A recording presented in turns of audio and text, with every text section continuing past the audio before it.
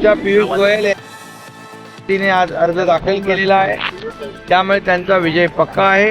त्याचबरोबर या मुंबईमध्ये गेले 2 वर्षांमध्ये सरकारने केलेलं काम, 10 वर्षात आदरणीय मोदीजींनी केलेलं काम हे लोकांसमोर आहे आणि त्यामुळे या निवडणुकीमध्ये महायुतीने केलेल्या कामाची पोचपावती या निवडणुकीमध्ये लोक देतील आणि पियुष गोयल यांना पूर्ण बहुमताने निवडून आणतील।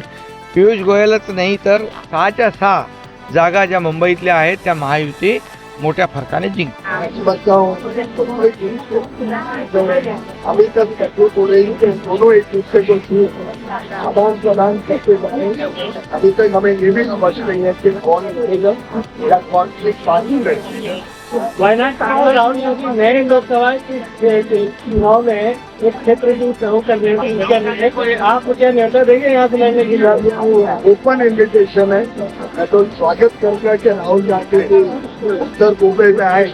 मुझे लगता है जनता का उत्साह और बढ़ जाएगा, इससे और बड़े मार्जिन से असं आहे की या देशाच्या संविधानाच्या प्रति समर्पित होऊन आम्ही आज राजकारण करण्याचा प्रयत्न करत आहोत आणि आज जर संविधानावर घाला घालण्याचा काही लोक प्रयत्न करत असतील तर मला त्यांना ह्या ठिकाणी सांगायचं की ह्या वेळची इलेक्शन मी संविधानासाठी लढणार आहे। देशाचं संविधान जो आमच्या ह्या देशाचा आत्मा आहे आणि ही लोकशाही ह्या संविधानाचा श्वास आहे, हे दोन्ही वाचलं पाहिजे, यासाठी ही लढाई। तुम्ही स्वतःचा मतदारसंघ सोडून हे तुम्ही असं बोलताय, पण माझ्या वडिलांनी उत्तर मध्य मुंबईमध्ये पहिल्यांदा सुद्धा निवडणूक लढवलेली आहे आणि निवडून आलेले आहेत माझे वडील। नसीम खान कुठे नाराज आहेत असं बिलकुल नाही आहे, बिलकुल नाही आहे। हां, आज जे आम्ही एकत्र आलो म्हणजे इंडिया म्हणून, इंडिया आघाडी म्हणून आणि महाविकास आघाडी म्हणून एकत्र आलेलो आहोत।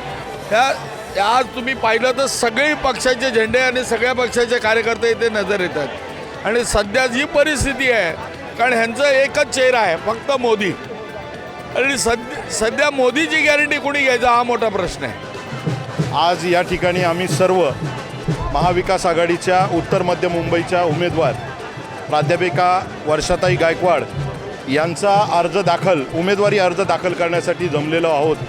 तुम्ही बघताय जे उत्साहाचं वातावरण आहे, जो कार्यकर्त्यांचा चेहऱ्यावरून ओसंडून वाहणारा उत्साह या ठिकाणी दिसतोय, तो बघितल्यानंतरच आपल्या लक्षात येईल की येणाऱ्या 20 तारखेला जे मतदान होणार आहे आणि जे 4 जूनला निकाल लागणार आहे, तो नक्कीच वर्षाताईंच्या बाजूने निकाल लागेल। वर्षाताई या उत्तर मध्य मुंबईच्या खासदार म्हणून 100% निवडून येतील।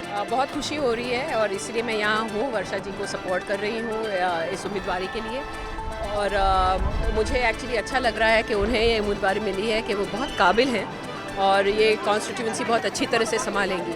एंड मुझे पूरा यकीन है कि ये एक अच्छी लड़ाई होगी और इसमें महाविकास आघाडी जीत कर आएगी। टाइम्स डिजिटलला लाईक करा, सबस्क्राईब करा, शेअर करा आणि बेल आयकॉन दाबायला विसरू नका। पाहत रहा टाइम्स डिजिटल।